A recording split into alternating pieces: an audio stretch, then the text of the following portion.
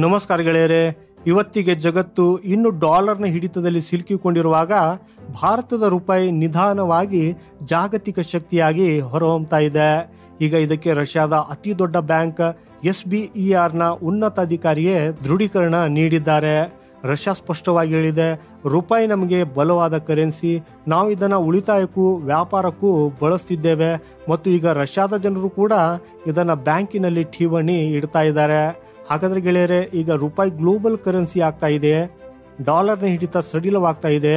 ರಷ್ಯಾದಂಥ ಕಾರ್ಯತಂತ್ರದ ಪಾಲುದಾರ ಇಷ್ಟು ದೊಡ್ಡ ಮಾತನ್ನು ಹೇಳಿದಾಗ ಮುಂಬರುವ ಸಮಯ ಭಾರತಕ್ಕೆ ಆರ್ಥಿಕ ಶಕ್ತಿಯ ಯುಗವನ್ನು ತರುತ್ತಿದೆ.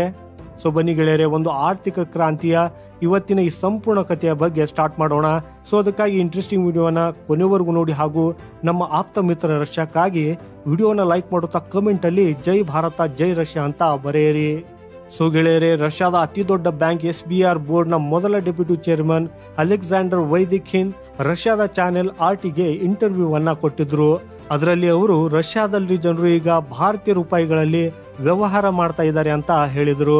SBR ಬ್ಯಾಂಕಿನಲ್ಲಿ ನೀವು ರೂಪಾಯಿಗಳಲ್ಲಿ ಟ್ರಾನ್ಸಾಕ್ಷನ್ ನಡೆಸುವುದಲ್ಲದೆ ಠೇವಣಿ ಖಾತೆಯನ್ನು ಕೂಡ ತೆರೆಯಬಹುದು. ಮತ್ತು ಅತ್ಯಂತ ಮುಖ್ಯವಾದ ವಿಷಯವೆಂದರೆ ವೈದಿಖಿನ್ ಬ್ಯಾಂಕ್ ಉದ್ದೇಶಪೂರ್ವಕವಾಗಿ ರೂಪಾಯಿಗಾಗಿ ಜಾಗ ಮಾಡಿಕೊಳ್ಳುತ್ತಿದೆ ಅಂತ ಹೇಳಿದರು. ಯಾಕಂದ್ರೆ ಅವರು ಅದನ್ನು ರಷ್ಯಾದೊಳಗೆ ಉಳಿತಾಯಕ್ಕಾಗಿ ಬಲವಾದ ಸಾಧನ ಅಂತ ಪರಿಗಣಿಸುತ್ತಾರೆ. ಅಂದ್ರೆ ಕೇವಲ ವ್ಯಾಪಾರಕ್ಕಾಗಿ ಮಾತ್ರವಲ್ಲ, ಈಗ ರಷ್ಯನರ ಉಳಿತಾಯಕ್ಕೂ ಭಾರತದ ರೂಪಾಯಿ ಇರ್ತದೆ. ವೈದಿಖಿನ್ ಅವರು ರಷ್ಯಾದಿಂದ ಭಾರತಕ್ಕೆ ಆಗುವ ಶೇಕಡ 70% ರಫ್ತು ಪಾವತಿಗಳು SBR ಬ್ಯಾಂಕ್ ಮೂಲಕ ಆಗ್ತವೆ ಮತ್ತು ಅವುಗಳಲ್ಲಿ ಹೆಚ್ಚಿನ ಸಂಖ್ಯೆಯು ರಾಷ್ಟ್ರೀಯ ಕರೆನ್ಸಿಗಳಲ್ಲಿ ಇರ್ತವೆ ಅನ್ನೋದನ್ನು ಕೂಡ ಹೇಳಿದರು. ಅಂದರೆ ರೂಪಾಯಿ ಮತ್ತು ರೂಬಲ್ ಅಂದರೆ ಭಾರತ ರಷ್ಯಾ ವ್ಯಾಪಾರವು ಈಗ ಅಮೆರಿಕ ಡಾಲರ್ ಅಥವಾ ಯೂರೋಗಳ ಮೇಲೆ ಅವಲಂಬಿತವಾಗಿಲ್ಲ. 2022ರ ನಂತರ ಪಾಶ್ಚಿಮಾತ್ಯ ದೇಶಗಳು ರಷ್ಯಾದ ಮೇಲೆ ನಿರ್ಬಂಧಗಳನ್ನು ವಿಧಿಸಿದಾಗಿನಿಂದ ರಷ್ಯಾ ಪಾಶ್ಚಿಮಾತ್ಯ ಕರೆನ್ಸಿಗಳಿಂದ ದೂರ ಉಳಿದಿದೆ ಮತ್ತು ಭಾರತ ಆ ಖಾಲಿ ಜಾಗವನ್ನ ತನ್ನ ರೂಪಾಯಿಯ ಮೂಲಕ ತುಂಬಿದೆ. ಸೊ ಈಗ ಈ ಡಾಲರ್ನ ಬೆನ್ನು ಯಾಕೆ ಮುರಿದಿದೆ ಅನ್ನೋದನ್ನ ತಿಳಿದುಕೊಳ್ಳೋಣ. ಆಕ್ಚುಲಿ ರಷ್ಯಾ ಈಗ ಸ್ವಿಫ್ಟ್ ಸಿಸ್ಟಮ್ ಅನ್ನ ಬಳಸೋದಕ್ಕೆ ಸಾಧ್ಯವಿಲ್ಲ. ಡಾಲರ್ ಮತ್ತು ಯೂರೋಗಳಲ್ಲಿನ ವಹಿವಾಟುಗಳಲ್ಲಿ ನಿಷೇಧವಿದೆ. ಇಂಥ ಪರಿಸ್ಥಿತಿಯಲ್ಲಿ ಭಾರತದ ಕರೆನ್ಸಿ ರಷ್ಯಾಗೆ ಲೈಫ್ ಲೈನ್ ಆಗಿ ಹೊರಹೊಮ್ಮಿದೆ. SBR ಈಗ ರೂಪಾಯಿಗಳಲ್ಲಿ ಟ್ರಾನ್ಸಾಕ್ಷನ್, ಸೇವಿಂಗ್ ಅಕೌಂಟ್, ಡಿಪಾಸಿಟ್ ಮತ್ತು ರೂಪಾಯಿಗಳಲ್ಲಿ ಸಾಲಗಳನ್ನು ಕೂಡ ಕೊಡೋದಕ್ಕೆ ಪ್ರಾರಂಭಿಸಿದೆ.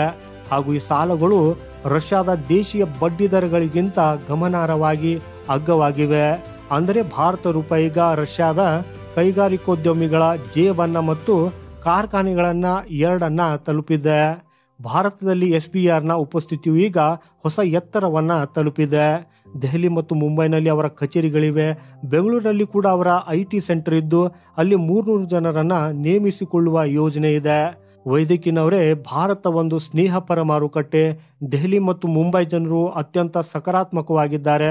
ಭಾರತದಲ್ಲಿ ನಮ್ಮ ವ್ಯಾಪಾರ ಬೆಳೆಯುತ್ತಿದೆ ಅನ್ನೋದನ್ನ ಹೇಳಿದ್ದಾರೆ. ಅಂದ್ರೆ ರಷ್ಯಾ ಈಗ ಭಾರತವನ್ನ ಕೇವಲ ಪಾಲುದಾರನಾಗಿ ಮಾತ್ರವಲ್ಲದೆ ವಿಶ್ವಾಸಾರ್ಹ ಸ್ನೇಹಿತ ಅಂತ ಪರಿಗಣಿಸುತ್ತಿದೆ. ಹಾಗೂ ಆ ಸ್ನೇಹದ ಕರೆನ್ಸಿ ಭಾರತೀಯ ರೂಪಾಯಿ ಆಗಿದೆ. ಇಡೀ ಪ್ರಪಂಚವು ಅಮೆರಿಕನ್ ಡಾಲರ್ನಿಂದ ಹೊರಬರುವ ಮಾರ್ಗಗಳನ್ನು ಹುಡುಕುತ್ತಿರುವಾಗ ಭಾರತ ಮತ್ತು ರಷ್ಯಾ ಡಿ-ಡಾಲರೈಸೇಷನ್ನ ರಥವನ್ನ ಮುಂದಕ್ಕೆ ಸಾಗಿಸುತ್ತಿವೆ. ರೂಪಾಯಿಯಲ್ಲಿ ಟ್ರೇಡ್, ರೂಪಾಯಿಯಲ್ಲಿ ಸೇವಿಂಗ್ಸ್, ರೂಪಾಯಿಯಲ್ಲಿ ಲೋನ್, ರೂಪಾಯಿಯಲ್ಲಿ ಇಂಟರ್ನ್ಯಾಷನಲ್ ಸೆಟಲ್ಮೆಂಟ್, ಈ 4 ಸೂಚನೆಗಳು ಭಾರತದ ರೂಪಾಯಿ ನಿಧಾನವಾಗಿ ಪರ್ಯಾಯ ಕರೆನ್ಸಿಯಾಗಿ ಹೊರಹೊಮ್ಮತಾ ಇದೆ ಅನ್ನೋದನ್ನ ತೋರಿಸುತ್ತವೆ. ಮತ್ತು ಇದು ಕೇವಲ ಭಾರತ ರಷ್ಯಾದ ಕಥೆಯಲ್ಲ. ಇತ್ತೀಚೆಗೆ ಮಲೇಷ್ಯಾ, ಬಾಂಗ್ಲಾದೇಶ್, UAE ಅಂತ ಹಲವಾರು ದೇಶಗಳು ಭಾರತದೊಂದಿಗೆ ರೂಪಾಯಿಗಳಲ್ಲಿ ವ್ಯಾಪಾರ ಮಾಡುವುದಕ್ಕಾಗಿ ಒಪ್ಪಂದ ಮಾಡಿಕೊಂಡಿವೆ. ಇಂಥ ಪರಿಸ್ಥಿತಿಯಲ್ಲಿ ಡಾಲರ್ ಯುಗವು ಈಗ ಇಳಿಮುಖದಲ್ಲಿದೆ ಅನ್ನೋದು ಪ್ರಶ್ನೆ. ಆಕ್ಚುಲಿ ರಷ್ಯಾ ಡಾಲರ್ ಅನ್ನ ಕೈಬಿಟ್ಟಿದೆ. ಇರಾನ್ ಈಗಾಗಲೇ ಅಮೆರಿಕನ್ ಬ್ಯಾಂಕಿಂಗ್ ಸಿಸ್ಟಮ್ನಿಂದ ಹೊರಗಿದೆ. ಚೀನಾ ಕೂಡ ಯುವಾನ್ನಲ್ಲಿ ವ್ಯಾಪಾರವನ್ನ ಉತ್ತೇಜಿಸುತ್ತಿದೆ. ಹಾಗೂ ನಮ್ಮ ಭಾರತ ರೂಪಾಯಿಯನ್ನ ಗ್ಲೋಬಲ್ ಕರೆನ್ಸಿಯನ್ನಾಗಿ ಮಾಡುವ ದಿಕ್ಕಿನಲ್ಲಿ ದೃಢ ಹೆಜ್ಜೆಗಳನ್ನ ಇಡ್ತಾ ಇದೆ. ಭಾರತ ಇದೇ ರೀತಿ ಬೆಳೆಯುತ್ತಿದ್ರೆ ಮುಂಬರುವ ದಶಕದಲ್ಲಿ ಈ ಹಿಂದೆ ಡಾಲರ್ ಬ್ಲಾಕ್ ರೂಪುಗೊಂಡಂತೆ ರೂಪಾಯಿ ಬ್ಲಾಕ್ ಕೂಡ ರೂಪುಗೊಳ್ಳಬಹುದು. ಇದು ಕೇವಲ ಒಂದು ಸುದ್ದಿ ಅಲ್ಲ, ಇದು ಭಾರತದ ಆರ್ಥಿಕ ಸ್ವಾತಂತ್ರ್ಯದ ಕಹಳೆಯಾಗಿದೆ. ರಷ್ಯಾದಂಥ ಮಹಾಶಕ್ತಿ ರಾಷ್ಟ್ರವು ನಾವು ಭಾರತದ ರೂಪಾಯಿಯನ್ನ ನಮ್ಮ ಉಳಿತಾಯ ಕರೆನ್ಸಿಯನ್ನಾಗಿ ಮಾಡುತ್ತಿದ್ದೇವೆ, ನಾವು ಭಾರತದ ರೂಪಾಯಿಯಲ್ಲಿ ವ್ಯಾಪಾರ ಮಾಡುತ್ತಿದ್ದೇವೆ, ನಾವು ಭಾರತದ ರೂಪಾಯಿಯಲ್ಲಿ ಸಾಲ ನೀಡುತ್ತಿದ್ದೇವೆ ಅಂತ ಹೇಳಿದಾಗ ಇದರರ್ಥ ಭಾರತ ಈಗ ಕೇವಲ ಮಾರುಕಟ್ಟೆಯಲ್ಲ, ಒಂದು ಮಹಾನಾಯಕ.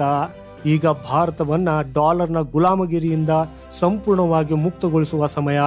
ಒಂದು ರಾಷ್ಟ್ರ, ಒಂದು ಕರೆನ್ಸಿ, ಜಾಗತಿಕ ಗುರುತು, ಇದೇ ಭಾರತದ ಆರ್ಥಿಕ ಭವಿಷ್ಯ.